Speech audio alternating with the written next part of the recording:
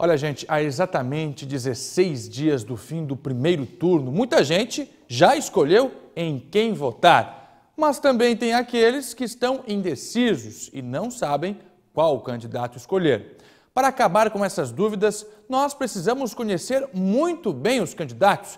E você sabe e onde encontrar mais informações sobre eles?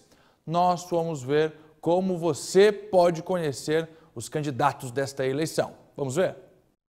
Pesquisas apontam que quase 80% dos eleitores brasileiros sequer se lembram em quem votaram nas últimas eleições e que só 15% acompanham de forma efetiva o desempenho dos parlamentares eleitos.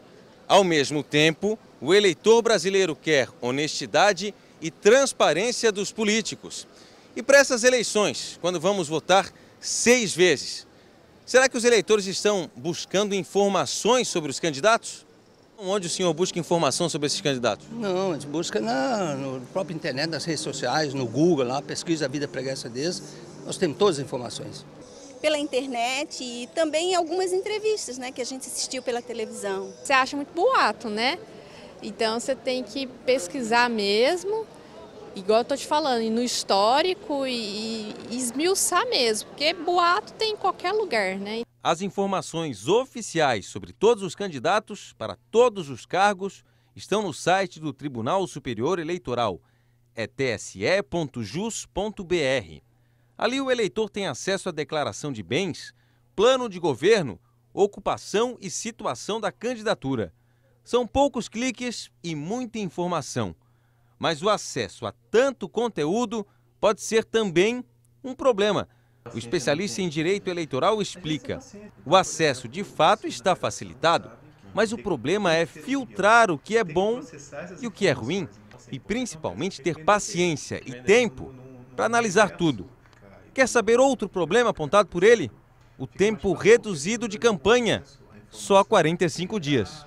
Precisamos ampliar o tempo de campanha, porque só assim a gente tem condições que pessoas de fora, outros players, possam jogar esse jogo e possam ter alguma chance de levar. É sempre bom lembrar, no dia 7 você vai votar 6 vezes para presidente, governador, 2 vezes para senador, para deputado federal e deputado estadual. Procure informar-se. Está tudo aí, praticamente na palma da mão, ao alcance de todos. E lembre-se que os eleitos vão nos representar por pelo menos 4 anos.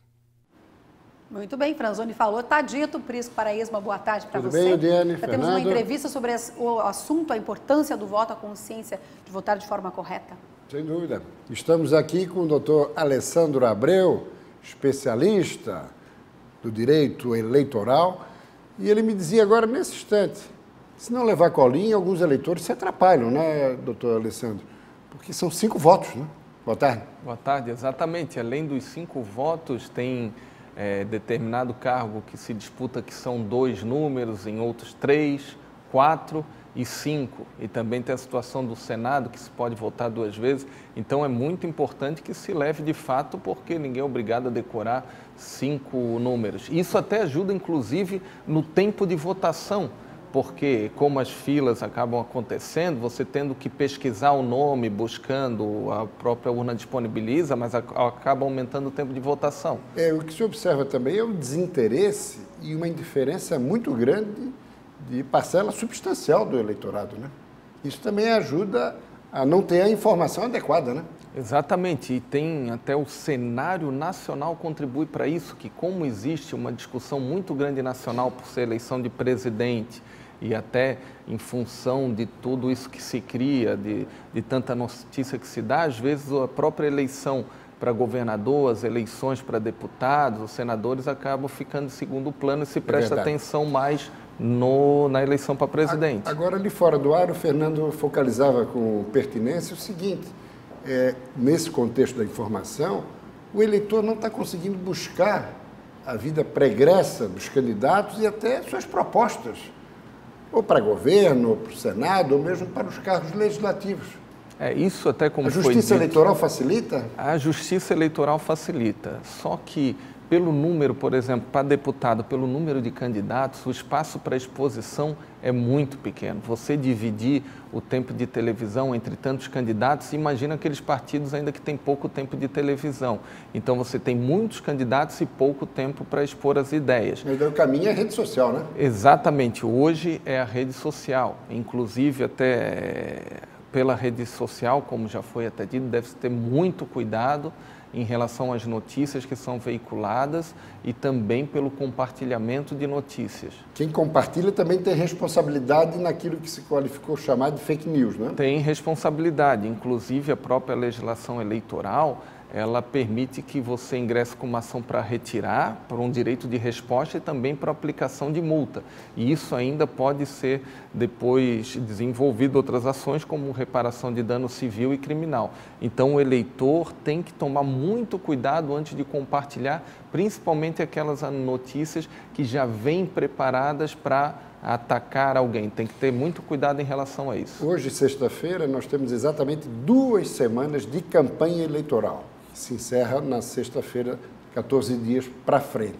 Eu lhe perguntaria, dessa vez, a Justiça Eleitoral, fora as redes sociais, fake news e tal, em termos de representação das coligações, dos partidos, tem sido relativamente tranquilo, né? Sim, diferente de outros anos, nós estamos aí desde 2002 participando diretamente do pleito eleitoral. Está sendo uma eleição ainda típica, principalmente no rádio e na TV, um espaço em que não estão ocorrendo tantos ataques. Isso tem 2 motivos, né? Primeiro, talvez, em relação ao cenário político em si, a estratégia dos candidatos, mas outros também em relação à redução do tempo de televisão e rádio. E uma campanha também mais tiro curto, né? Exatamente, tiro curto, e o que contribuiu muito disso foi a redução do tempo de TV, porque se você ataca, você não tem tempo para apresentar proposta. E a questão da ficha suja, da lei da ficha limpa e os candidatos ficha suja? Isso sempre tem que se tomar um cuidado, né? Um candidato que de alguma forma ele tem alguma representação, algum processo em Tribunal de Contas ou própria Justiça Eleitoral, não significa que ele seja ficha suja. Até porque quem já foi secretário, já foi presidente de uma fundação, algo é normal de que venha responder no Tribunal de Contas e isso não significa que vai ser condenado. Então, tem que se cuidar e existe toda a possibilidade de acesso justamente junto ao Tribunal Regional Eleitoral. Agora, doutor Alessandro Amico, que é um especialista, há de concordar, o nosso tempo já estourou, mas esse fundo eleitoral veio para tornar mais promíscua ainda a campanha eleitoral, né? O grande problema do fundo eleitoral, assim como a redução do tempo de TV, ele contribui para aqueles que já estão no mandato. Porque os partidos fazem a resolução sobre a distribuição do valor. Então, acabam aqueles que já têm mandato tendo os valores maiores, exatamente. Doutor Alessandro Abreu, muito grato pela presença e pelos esclarecimentos. Sempre uma satisfação. Forte abraço.